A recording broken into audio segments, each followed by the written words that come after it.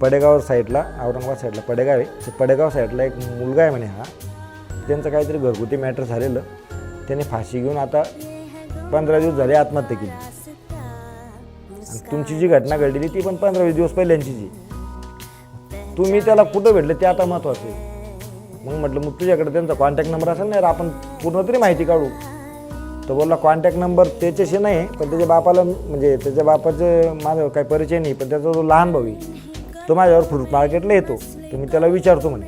त्याला मग त्याने फोन केलेला माझ्यासमोर की म्हणे का रे छोट्या, म्हणे तुझ्या भावाचं आत्महत्या केली तर काय, तर सिव्हिलला टाकलं होतं का घाटीमध्ये? तर म्हणे नाही नाही घाटी नाही बाबा, आम्ही प्रायव्हेटमध्ये नेलो होतं समोर हॉस्पिटलमध्ये.